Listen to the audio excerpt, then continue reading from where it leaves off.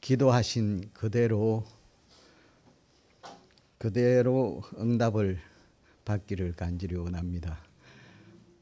목사님께서 말씀 대언하시기 해 주십사고 다른 교회에서 초청해 가셨기 때문에 부담스럽지만 또 우리 장로님들이 이 자리를 대신하여 섰습니다. 목사님께서 계신 지금 이 시간에 하나님의 말씀을 전하실 때 그 교회에서 참으로 큰 복을 받기를 원합니다. 오늘은 내 힘으로는 변제가 불가능한 빚이라는 말씀 제목으로 예수님의 사랑과 또 예수님의 그 희생에 대해서 좀 더 다른 각도에서 살펴보도록 그런 은혜의 시간이 되기를 원합니다. 시작하는 말씀은 마태복음 18장 23절로 27절입니다. 이러므로 천국은 그 종들과 회개하려 하던 어떤 임금과 같으니 회개할 때에 1만 달란트 빚진 자 하나를 데려오매 갚을 것이 없는지라 주인이 명하여 그 몸과 처와 자식들과 모든 소유를 다 팔아 갚게 하라 한데 그 종이 엎드려 절하며 가로되 내게 참으소서 다 갚으리이다 하거늘 그 종의 주인이 불쌍히 여겨 놓아 보내며 그 빚을 탕감하여 주었더니 최근에 이러한 책을 읽었는데 그 책에서 이런 이야기가 나옵니다. 한 그리스도인과 한 무신론자가 토론을 벌였는데 주제는 도덕적 가치의 기원이었습니다. 그리스도인이 먼저 자기 의견을 말했습니다. 하나님이 도덕성의 원천이고 모든 옳고 그름에 대한 우리의 선천적 개념의 기원이다 라고 주장을 했습니다. 그랬더니 그 무신론자는 아니다. 사람의 느낌, 마음으로부터 도덕적 가치가 온다. 한 사람의 도덕적 가치는 다른 사람의 그것만큼 선하다. 어떤 사람의 도덕성이 다른 사람들의 것보다 우월하다고 주장할 권리가 없다고 주장했습니다. 좀 가끔씩 들어보는 주장인 것 같아요. 그래서 그 그리스도인이 반론을 펴었습니다. 어떤 사회에서는 사람들이 서로 사랑하는데 어떤 사회에서는 사람을 잡아 먹는 사회도 있다. 도덕적 가치를 자신의 느낌에 마음의 충동에 기초하는 당신은 이 두 사회 중 어떤 사회를 더 좋아하고 선택하겠느냐 물었습니다. 그로서 이야기는 끝난 것 같았습니다. 시사해 주는 점은 하나님 앞에서 도덕성의 옳고 그름에 대한 내 입장은 나의 주장은 뭔지를 정해봐야 될 것 같습니다. 로마서 3장 23절입니다. 모든 사람이 죄를 범하였음에 하나님의 영광에 이르지 못하더니 앞에 그 토론에서 무신론자 입장은 죄 짓는 일도 하나님의 영광에 이르지 못하는 일도 없다는 것이 그 무신론자의 이야기에서 주장에서 발견됩니다. 그런데 서로 사랑하는 사회와 또 식인관습의 사회 중 어느 한편을 선호한다면은 그 무신론자의 주장이 스스로 모순을 안고 있는 거죠. 세상은 과학과 기술의 발전으로 더불어 정확성, 정밀성을 더 추구하고 있습니다. 이 용어가 맞는지는 모르겠는데 그냥 조금 매끄럽지 못하더라도 제가 제 능력상 정확성, 정밀성보다 더 나은 표현을 찾지를 못했습니다. 아주 정확성이나 정밀성에 미세하더라도 오류가 발생하면은 큰일 납니다. 원자력 발전소 폭발하고 또 우주선이 폭발하는 그러한 사례들을 우리 살펴보았습니다. 그 정밀성과 정확성에 오류가 발생하면은 그것을 이용하는 사람들의 존재에 문제가 생긴다는 겁니다. 우리 잘 아시다시피 한 은하계의 사진입니다. 별들로 가득 차 있죠. 자연과 우주도 정확성, 정밀성이 필요하고 견지되고 있습니다. 자연과 우주의 그 법칙들 혹은 기준들 보면 우주의 각 별들의 궤도나 자전 속도 또는 공전 속도, 각 별들의 중력이나 또 그 별을 싸고 있는 기체들의 비율, 예를 들면 우리 지구에서 산소 몇 퍼센트, 수소 몇 퍼센트, 질소, 뭐 각종 기체들 그 비율이 있습니다. 또 흙의 영양소 비율, 또 태양의 온도 등등.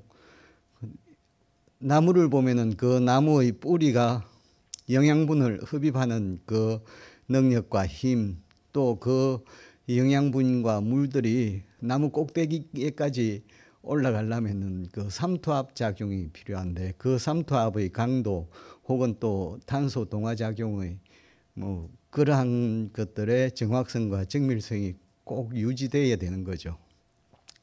정확성이나 정밀성에 문제가 발생하면은 어떻게 될까 하는 그러한 것에 대해서 생각해 보게 되고 그 기준이나 정확성이 변경될 수 있는가 하는 것도 우리 깊이 생각을 해봐야 될 것 같습니다. 인체의 혈관은 어떻습니까? 혈관들의 그 위치나 또 혈압, 피의 흐름의 속도, 피를 구성하는 성분이나 또 혈액의 점도 등에 있어서 정확성이나 정밀성에 문제가 발생하면은 그렇게 정상적인 거 거기에서 유지하기가 어렵다고 그 기준들을 변경할 수는 없죠. 변경이 되면은 존재에 문제가 생깁니다. 그러면은 우리가 전혀 생각해 보지 못했던 하나님의 도덕적 기준, 거기도 정확성과 정밀성이 유지되고 있습니까? 또 그것이 요구되고 있습니까? 도덕적인 기준에 정확성에 문제가 생기면은 우리의 존재에 문제가 생길까요? 예를 들어 보겠습니다. 살인하는 것은 옳지 않은 행위라는 거 다 알고 있습니다. 마태복음 5장 21절 옛 사람에게 말한 바 살인치 말라 누구든지 살인하면 심판을 받게 되리라 하였다는 것을 너희가 들었으나 살인하지 말라고 하는 건 출애굽기 20장 13절 10계명 중에 한 계명입니다. 그런데 마태복음 5장 22절에 보면은 이 살인하지 말라는 이 말씀의 더 구체성과 정밀성, 정확성이 나열되어 있습니다. 나는 너희에게 이르노니 형제에게 노하는 자마다 심판을 받게 되고 형제를 대하여 라가라 하는 자는 공회에 잡히게 되고 미련한 놈이라 하는 자는 지옥불에 들어가게 되리라.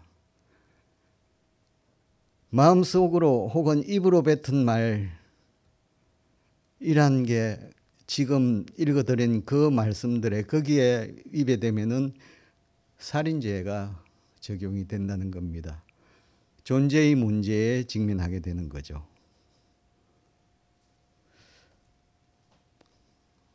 다시 다른 말씀들을 읽어보면은 하나님께서 우리 앞에 두신 그 기준은 상상외로 높은 정확성과 정밀성을 요구하고 있습니다.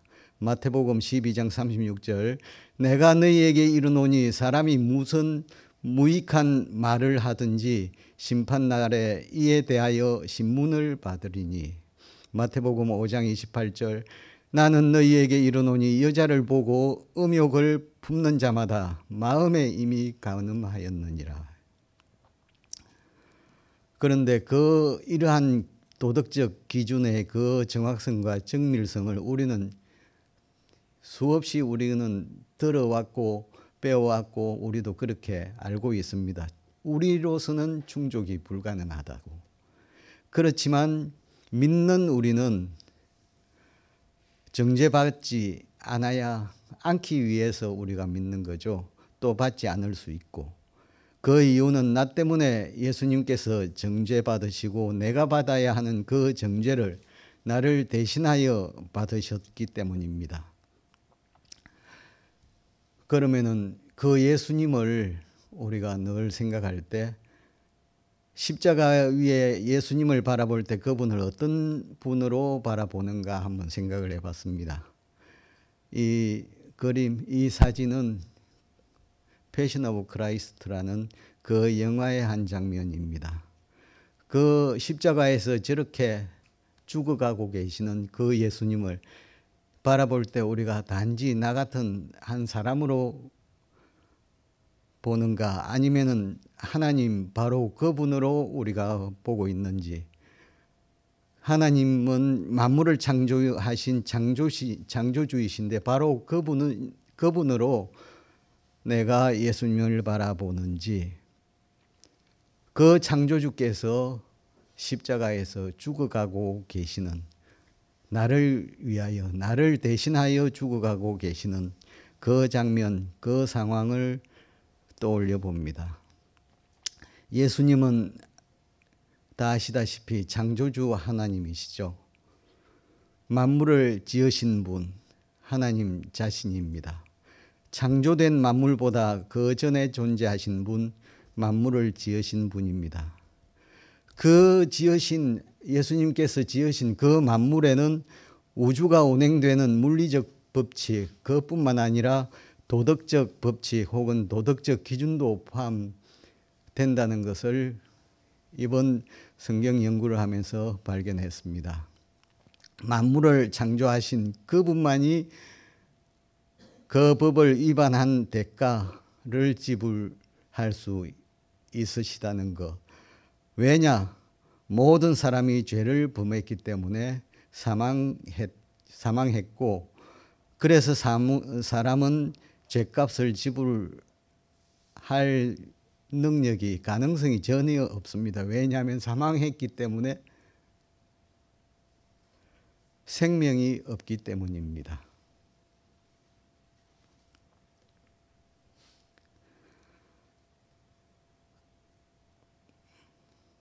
말씀을 처음 시작하던 말씀을 다시 한번 살펴보겠습니다. 마태복음 18장 23절로 27절.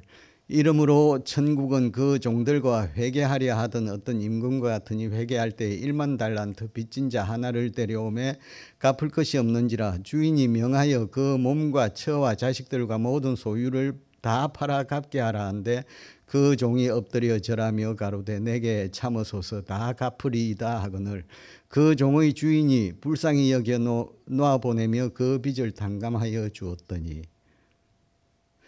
1만 달란트가 얼마나 되는지 자료들을 쭉 찾아보았습니다. 그 종이 평생 동안 일하면 갚을 수 있는 돈인지 한번 살펴봤는데요. 앤드류스 스타디 바이블이라는 그 앤드류스 대학교 교수들이 주석을 쓴 그 성경에 보면은 약 6천만 일, 한 달이면 30일이잖아요. 6천만 일, 6에 동그라미 7개입니다. 그 6천만 일의 임금에 해당한데요. 하루 임금을 전 잘 모르겠습니다만은 한 15만 원으로 잡으면은 1만 달란트를 계산해 보니까 9조 원이 나오더라고요.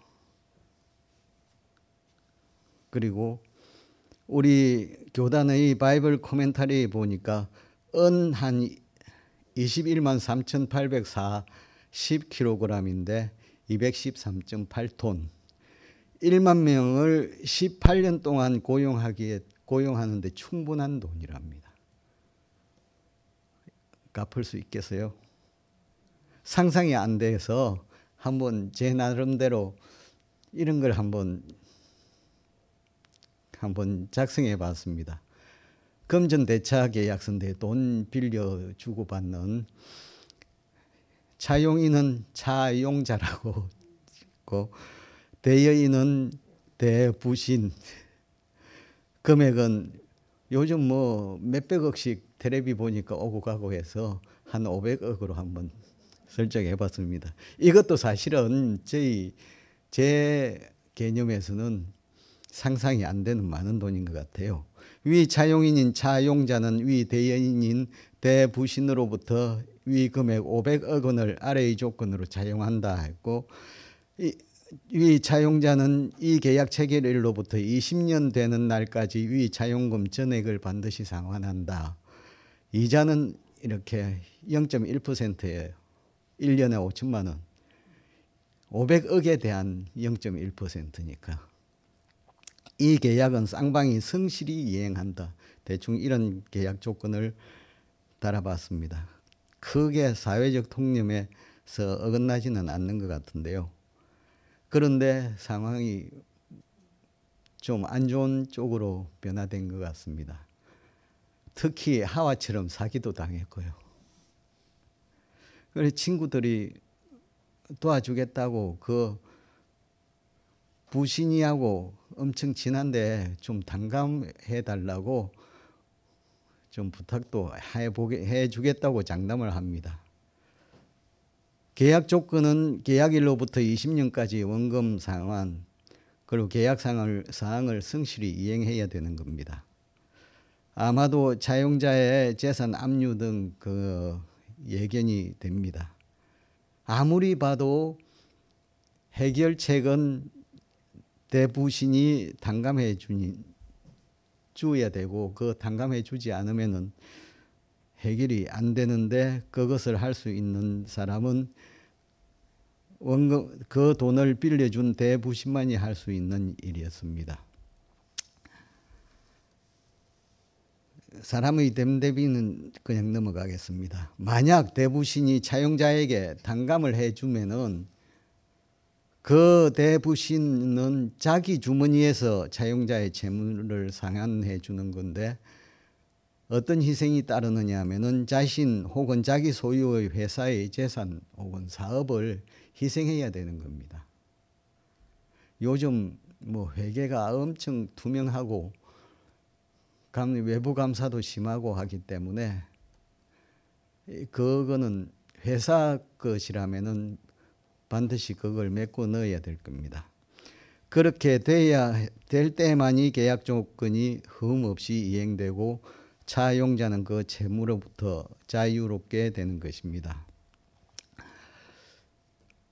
500억 원 대부해 주었는데 단감해 주는 거 있을 수 없는 일입니까? 있을 수 있을까요? 보통 없다고 하죠. 1만 달란트 9조 원입니다. 대부해 주고 단감해 주는 거 있을 수 없을 것 같죠. 대부자 자신의 그 엄청난 재산적 피해를 감수해야 되는데 단감을 해줄 수 있을까요? 그런데 예수 그리스도께서는, 창조주 하나님께서는 그렇게 해 주셨습니다. 500억 원에 비해 1만 달란트 9조 원에 비해서 창조주 하나님께서 내놓으신 그 영원한 생명은 500억 원에 비해서 혹은 1만 달란트에 비해서 보잘것없는 겁니까? 넘어가겠습니다. 예수님은 아주 성실하시죠. 계약 조건을 변경하지 않고 원래 계약대로 이행을 하신 분입니다.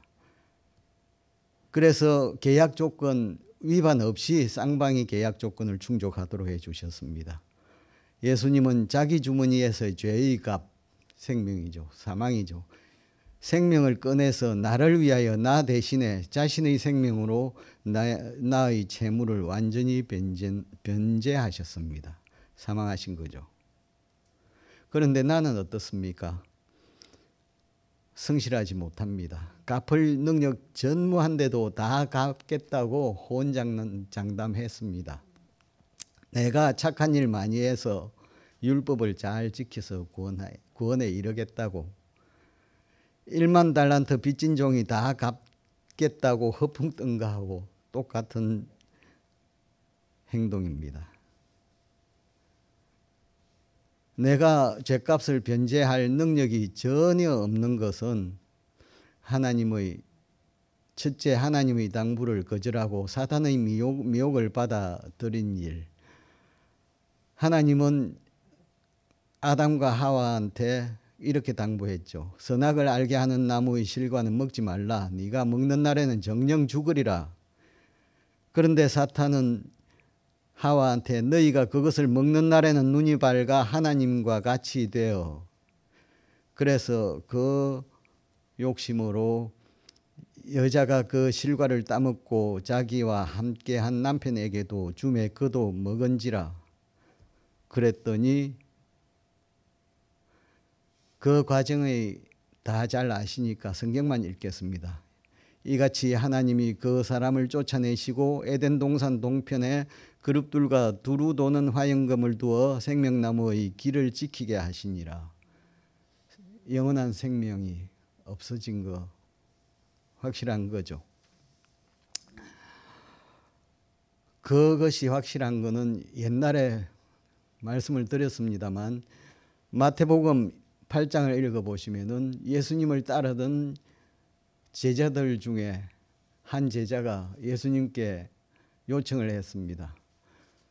저희 아버지가 돌아가셨기 때문에 가서 장례를 치르고 나서 선생님을 따르겠습니다. 그랬더니 예수께서 가라사대 죽은 자들로 저희 죽은 자를 장사하게 하고 너는 나를 좇으라. 예수님을 믿지 않는, 따르지 않는 사람은 죽은 사람이라고 예수님께서 말씀하시는 것입니다. 영원한 생명이 없으니까요. 요한복음 5장 24절로 25절은 진실로 진실로 너희에게 이르노니 내 말을 듣고 또 나 보내신 이를 믿는 자는 사망에서 생명으로 옮겼느니라. 죽은 자들이 하나님의 아들의 음성을 들을 때가 오나니 곧 이때라. 듣는 자는 살아나리라. 하나님을 믿지 않는, 예수님을 믿지 않는 사람들은 다 시체라는 겁니다. 그래서 시체가 무슨 빚을 변제할 능력이 있겠습니까?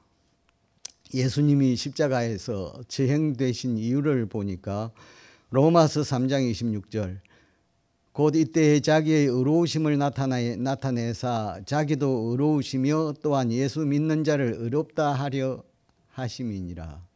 예수님 늘 의로우신데 예수님을 믿는 사람도 의롭다. 그 말씀 하시려고 예수님이 십자가에서 처형되신 것입니다. 아담의 계약 조건 위반 대가는 사망이었죠. 그런데 하나님은 계약 조건 위반 전혀 하지 않으셨죠. 계속 의로우신 분입니다. 사람이 계약 조건을 위반해서 계약 사항이 엉망이 되어 버렸습니다. 그런데 그 계약 조건을 변경하지 않으시고 그 계약 조건 위반에 대한 대가를 하나님 자신이 지불하신 것입니다. 여기에서도 하나님의 성실하심과 하나님의 신뢰성이 증거되고 있습니다. 도덕적 기준의 정확성과 정밀성이 유지되고 있었던 거죠. 예수님의 십자가 희생이 내게 의미가 있기 위해서는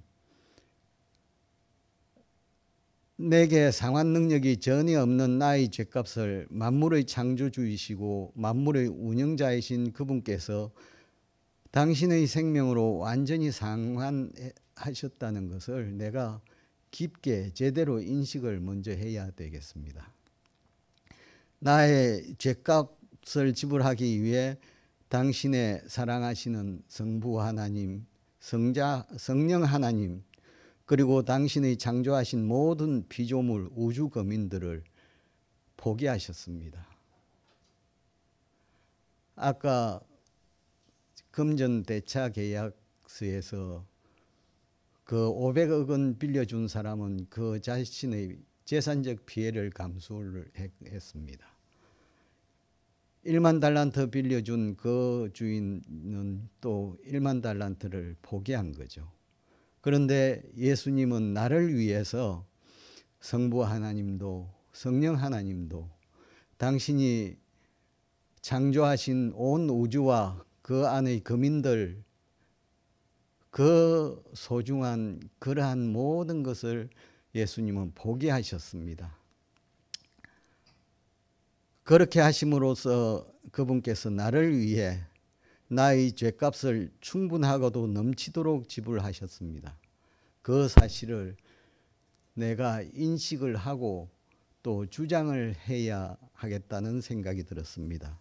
주장하지 않으면 예수님의 희생이 나와 상관이 없다고 생각됐습니다. 빚을 탕감받은 자의 마음과 태도는 어떨까요? 500억 원의 빚에서 자유로워진 그 기쁨, 그래서 대부신에게 늘 감사하고 자주 찾아뵙고 인사를 드릴 것입니다. 그리고 주위 사람들에게 자신이 이렇게 탕감을 받았노라고 탕감해 준 그 사람을 찬송하고 자랑을 할 것입니다. 그리고 탕감을 해준 그 사람을 위한 일이라면은 아무리 굳은 일이라도 발벗고 나설 것입니다. 그러면은 영원한 사망을 탕감받은 나는 지금 어떤가요? 진정으로 기뻐하고 그분께 진정으로 감사하고 그분을 진정 찬송하고 자랑을 하는가요? 탕감받은 것에 대해 얼마나 깊이 알고 있는지, 절감하고 있는지, 그분에 대해 더 많이 알고자 노력하고 있는지, 그 노력이 무엇보다 즐거운 나의 본성이 됐는지, 그분의 일에 발벗고 나서는지 의문입니다. 깨끗함을 받은 문둥병자 10명 중에 감사드린 자는 오직 한 명이었습니다. 누가복음 17장 12절로 17절, 한 촌에 들어가시니 문둥병자 10명이 예수를 만나 멀리 서서 소리를 높여 가로되 예수 선생님이여 우리를 거룩히 여기소서 하거늘 저희가 가다가 깨끗함을 받은지라. 그 중에 하나가 자기의 난 것을 보고 큰 소리로 하나님께 영광을 돌리며 돌아와 예수의 발 아래 엎드려 살해하니 예수께서 대답하여 가라사대 10사람이 다 깨끗함을 받지 아니하였느냐? 그 9은 어디 있느냐? 이 이방인 외에는 하나님께 영광을 돌리러 돌아온 자가 없느냐? 그에게 이르시되 일어나 가라. 내 믿음이 너를 구원하였느니라. 제가 이 말씀들을 읽고서 저는 하나님께, 예수님께 그 감사의 사례를 하기 위해 돌아가지 않은 것 같아요. 나머지 9명의 문둥병자, 고침을 받았지만 예수님께 감사의 인사를 드리러 가지 않은 9명의 문둥병자, 바로 내 모습이겠다 하는 생각이 들었습니다. 우리 모두, 우리는 예수님의 그 희생의 가치와 또 예수님께서 얼마나 우리를 사랑했으면 그렇게 모든 것을 다 포기하고 그렇게 돌아가셨는지를 깊이 생각하며 늘 그분을 찬송하고 감사하며 그분의 일이라면은 발벗고 나서는 우리가 되기를 간절히 바라면서 오늘 말씀 마치겠습니다.